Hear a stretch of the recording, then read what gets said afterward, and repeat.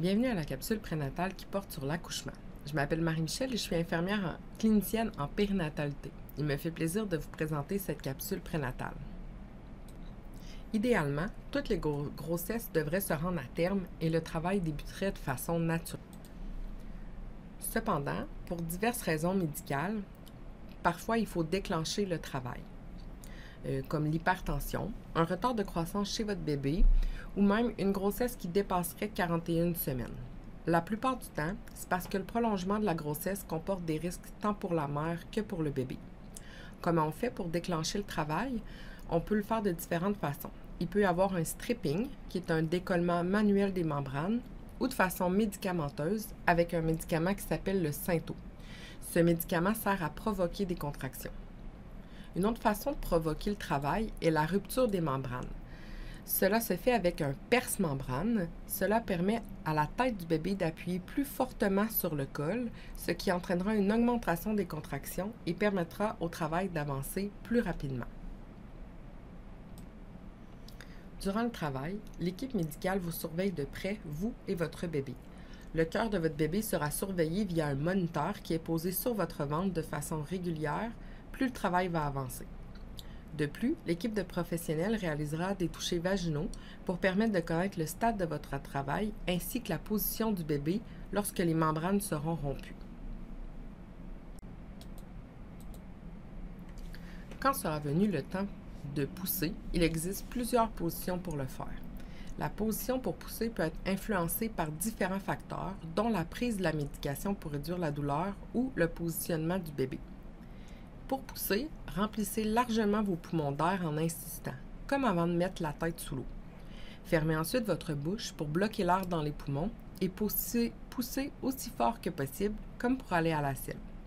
Lorsqu'on vous demande d'arrêter de pousser, respirez la bouche ouverte, relâchez vos muscles en attendant la prochaine contraction. Parfois, on entend parler par notre entourage que des instruments ont été nécessaires pour assister la naissance.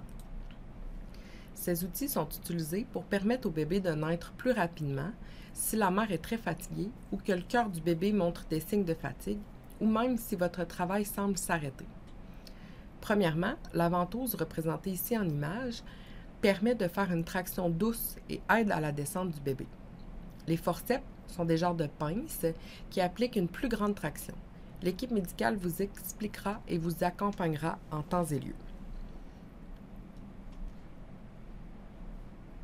Une question qui revient souvent est: est-ce possible de prévenir les déchirures lors de l'accouchement? Lorsqu'on parle de déchirure, on parle d'une déchirure du périnée. Le périnée est la partie du corps située entre la vulve et l'anus. On peut prévenir les déchirures en ayant un mode de vie sain et en pratiquant un massage du périnée lors de la grossesse. Les exercices de Kegel peuvent aussi aider. Vous trouverez la méthode dans votre mieux vivre avec son enfant.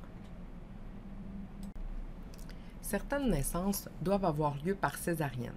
Elle est pratiquée uniquement dans le but d'assurer le bien-être de la mère et du bébé. L'équipe médicale sera toujours là pour répondre à vos interrogations. Il existe plusieurs raisons pour lesquelles nous devons avoir recours à la césarienne. La position du bébé, tel qu'un bébé en siège, un arrêt de progression du travail, un bébé qui ne va pas bien, ce qu'on appelle une détresse fœtale, ou un placenta mal positionné. Il peut y avoir de nombreuses raisons, mais il faut toujours garder en tête que la césarienne sert à prévenir certaines complications ou risques pour la mère et le bébé. La césarienne peut être prévue ou d'urgence. Elle se fait sous anesthésie régionale, aussi appelée péridurale, c'est-à-dire que vous serez éveillé tout au long du processus. Votre accompagnateur peut être présent avec vous. Vous pourrez prendre votre bébé dès sa naissance. Suite à la naissance, que ce soit un accouchement naturel ou une césarienne, il y a des soins à apporter à la mère. Vos signes vitaux seront surveillés.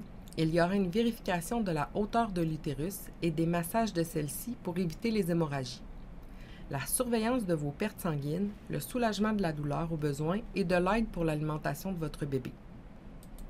La plupart du temps, votre séjour à l'hôpital dure 24 à 48 heures. Si vous avez une césarienne, il faut prévoir que votre accompagnateur reste avec vous en tout temps durant le premier 24 heures.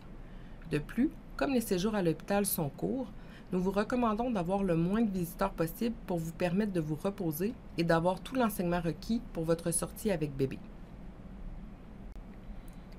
Le pot à pot est primordial avec votre bébé. Il est recommandé le plus tôt possible après la naissance et ce pendant au moins 2 heures, idéalement avec maman jusqu'à la première tétée et ensuite avec l'autre parent. En quoi consiste le pot à pot? On dépose bébé nu ou en couche directement sur maman, ventre contre ventre. Sa tête est tournée sur le côté, sa bouche et son nez sont bien dégagés. Ses petites jambes sont pliées en grenouille et son dos est couvert d'une couverture sec. Quels soins seront faits à votre bébé lors de la naissance? Premièrement, il sera séché rapidement et on lui mettra un petit bonnet. Il y aura une évaluation rapide de son état de santé que l'on appelle APGAR. Par la suite, après la période de pot à pot, on prendra son poids, sa taille et son périmètre crânien, ses signes vitaux et sa température. Ensuite, un petit onguent sera mis dans ses yeux pour éviter les infections. Il y aura une injection de vitamine K dans la cuisse pour éviter les risques d'hémorragie. C'est ainsi que se termine la capsule, en espérant avoir répondu à plusieurs de vos interrogations. Si vous avez d'autres questions, je vous invite à vous inscrire aux rencontres prénatales en ligne ou à contacter le CLSC de votre région, et en espérant vous retrouver pour une prochaine capsule.